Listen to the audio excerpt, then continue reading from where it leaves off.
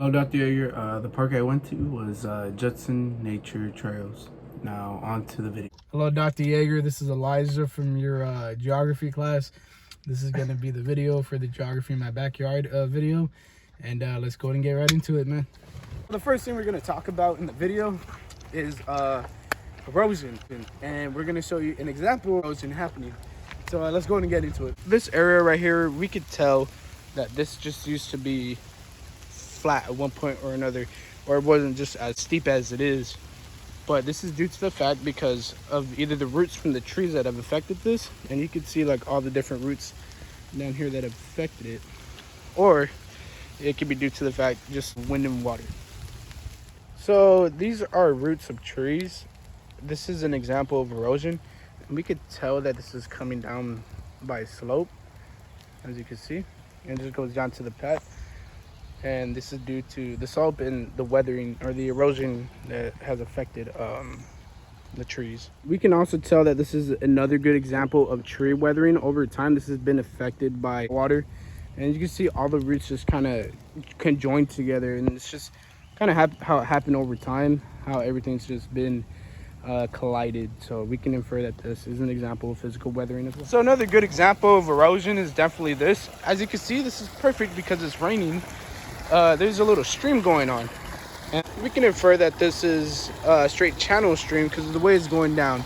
It's actually perfect because of the weather that's on right now. So right here, we can definitely tell the other stream that I showed earlier, it's actually splitting into two. So that could be an example of a delta or even a braided stream. Like we could tell that this is splitting off and it just converges back over there, which is from a straight channel path that I had previously covered. Now, for an example of weathering, we could obviously tell that this has been weathered throughout time from the little grass stains on it, and also we can infer this has been broken down by water over time, and you can tell this is definitely due to the fact of weathering. So yeah, it's a nice little example of weathering on a rock.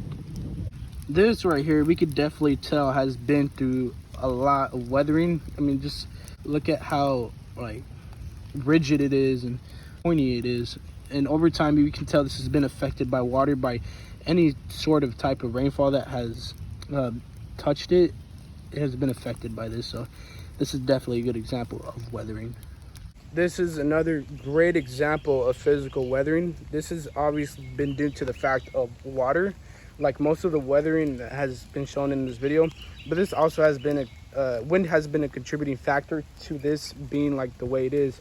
And you could tell by just the way the slab, the rock looks like. So we could definitely tell that this is an example of physical weathering due to water and especially wind. And then we can also see the slope just kind of come down here. So another great example of chemical weathering is definitely this. Like we could definitely tell that this is some sort of like limestone because just got how green it is, and it's been affected all along this way.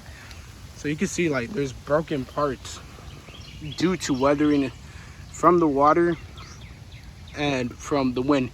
Now this is also a great example of sedimentary rock, and it is due to the fact that it is being weathered by water and wind, especially like the other one I just showed. Now for smaller examples of weathering, and this could also be erosion, but we could definitely tell that this has been broken down by water over time and wind processes. So mostly that what we've seen today is definitely examples of mechanical weathering, and you can just tell that these used to be together, one big rock. And you can even see the crack in that. You can see it right there, and along these ones too. So this is another great example of physical weathering. You can tell that a lot of this land right here has dissolved from mechanical weathering. It's just been affected mostly by water over time, and it interacting with like all the rocks and the roots and everything that's involved right here, and just kind of making this slope right here. So now in this video we learned different types of weathering that have affected nature parks like this, and there's more weathering than erosion examples, but there's definitely both. We definitely saw an example of what a braided stream looks like, but it could also be seen as a delta stream. We saw how limestone looked, the processes of that, and how steep some of these paths that used to be, you know, flat at one point or straight at one point, and now they're just steep due to the effects of weathering and erosion. Alrighty, Dr. Yeager, this was the end of my geography in my backyard project. I hope that the knowledge that you have taught me in the class, that we have somehow interpreted it in our own way, and we're able to showcase it in this video. And thank you for allowing us to be a part of your class, and I hope that you have a great summer, sir.